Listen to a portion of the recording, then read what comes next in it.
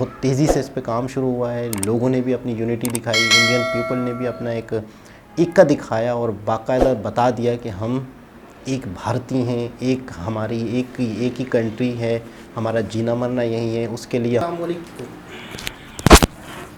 अस्सलाम वालेकुम, नमस्ते, सत श्री अकाल। उम्मीद करता हूँ ठीक होंगे, खुश होंगे दोस्तों। जा रहे हैं, खुश रहें, माँ बाप का ख्याल करें, क्योंकि माँ बाप है तो सभी कुछ है। दोस्तों आज की हमारी वीडियो है फॉरेनर टूरिस्ट अराइवल इन मालदीव, लक्षद्वीप। देखते हैं इस वीडियो को। चाइना सबसे टॉप पे है,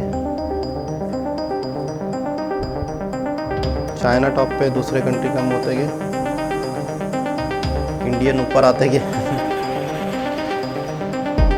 14 में इंडियन टूरिस्ट बढ़ते गए, 15 में और बढ़ गए, चाइनीज सबसे ज़्यादा आ जाते हैं। 2016 में बढ़ते गए। ओ इंडिया दूसरे नंबर पे 2018।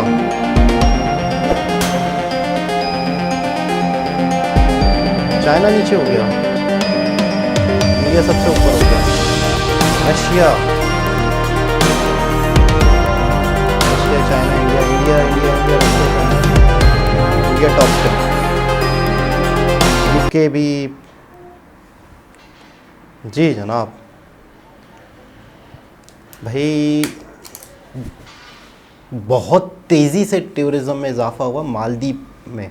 टूरिस्ट बहुत ज़्यादा तेज़ी से आने लगे, बढ़े एकदम से 2018 के बाद से तो।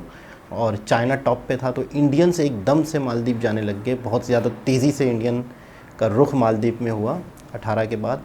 और अब जो है इंडियन टॉप पर हैं, फिर चाइना है, फिर रशिया है, यूरोप से भी लोग आते हैं। तो मालदीव नो डाउट बहुत खूबसूरत, इसका मतलब ये जगह है, बहुत ही सुंदर है। वहाँ पर बहुत अच्छा इकोसिस्टम बना दिया होगा टूरिज़्म के लिए, लोगों की सुविधाओं के लिए। होटल्स अच्छे बने हुए होंगे, बहुत ही वीआईपी किस्म का एक माहौल होगा, इसमें कोई शक नहीं, जब इतनी दुनिया के लोग मालदीव जाते हैं। अच्छा भाई, कोई बड़ी बात नहीं, जब इंडिया जो है इतनी बड़ी बड़ी इंडस्ट्रियां लगा सकता है, इतने बड़े बड़े प्लांट बना सकता है, इतने बड़े बड़े एक रोड बना सकता है, तो क्या लक्षद्वीप को खूबसूरत नहीं बना सकता? खूबसूरत तो है, उसका इकोसिस्टम नहीं बना सकता? वहाँ पर कोई एयरपोर्ट वाला मामला नहीं कर सकता? वहाँ पर बोटिंग वाला, स्कूबा डाइविंग वाला मामला नहीं कर सकता? सब कुछ कर सकता है, किसी चीज़ की कोई कमी नहीं है।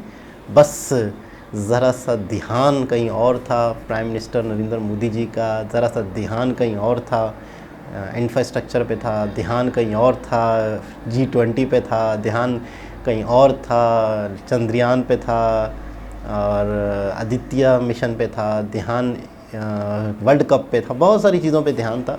तो सारी चीज़ों से अब थोड़ी सी ध्यान हटा है उन चीज़ों से, और सारी चीज़ें कंप्लीट हुई हैं, और अर्थव्यवस्था जो है वो स्टेबल हो चुकी है, और इस अर्थव्यवस्था की जो इकोनॉमिक ग्रोथ है वो बेहतरीन तरीके से चल रही है, दुनिया के साथ मामलात भी अच्छे चल रहे हैं। तो अब आ जाते हैं ज़रा अपने ही आसपास द्वीपों पे नज़र, लक्षद्वीप पे नज़र। तो एकदम से ये चीज़ हुई और लोग हैरान हो गए। तो अब इन्होंने मेरा ख्याल में पूरा फोकस, अच्छा ना सिर्फ, अब मैं एक और बात बताने लगा हूँ आपको, ना सिर्फ लक्षद्वीप बल्कि आसपास और भी टापू हैं, काफ़ी टापू हैं, उस तरफ भी हैं, अंडमान निकोबार की तरफ भी हैं। तो उन पर टूरिज़्म होती है या नहीं होती है, वो इंपोर्ट एक्सपोर्ट के लिए एक राहदारी बना हुआ है, एक रास्ता है, उस पर भी वर्क शुरू हो गया था काफ़ी टाइम। अंडमान निकोबार पे भी बहुत ज़्यादा डेवलपमेंट के काम हुए थे, वहाँ पर बहुत ज़्यादा कठिनाइयाँ भी हैं, बहुत ज़्यादा इंफ्रास्ट्रक्चर पे मुश्किलें भी हैं, सामान लेके जाना वहाँ भी तकलीफ़ें हैं। तो उस पर भी फोकस हुआ है, लक्षद्वीप पे भी फोकस हुआ है, श्रीलंका वाले मामले में भी, और अरबियन सी वाले मामले में भी फोकस हुआ है। तो आप नोट कर रहे हैं कि अब स्टेप बाय स्टेप बहुत सारी चीज़ें हो रही हैं। अगर इंसान अपनी ज़िंदगी में बहुत सारे महाज, बहुत सारे इश्यूज़ जो हैं वो एक साथ खोल लेता है तो ज़रा सा फोकस कम हो जाता है। लेकिन गवर्नमेंट का तो एक इस निज़ाम ऐसा है कि अगर आपकी टीम मजबूत हो, आपके बाजू आप ही के जहन को समझते हो।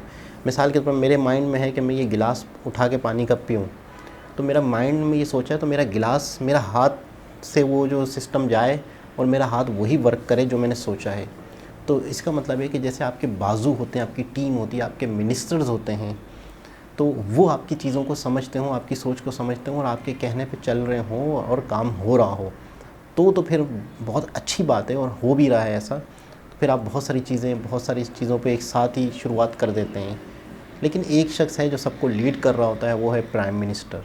तो प्राइम मिनिस्टर का फोकस इस तरफ हुआ है, तो बहुत तेज़ी से इस पे काम शुरू हुआ है। लोगों ने भी अपनी यूनिटी दिखाई, इंडियन पीपल ने भी अपना एक एकता दिखाया और बाकायदा बता दिया कि हम एक भारतीय हैं, एक हमारी एक ही कंट्री है, हमारा जीना मरना यही है। उसके लिए हम मालदीव तो क्या, हमें अगर जन्नत में भी फ्री ऑफ कॉस्ट भी भेजा जाए तो हम अपने कंट्री की ही चीज़ों को प्रेफर करेंगे।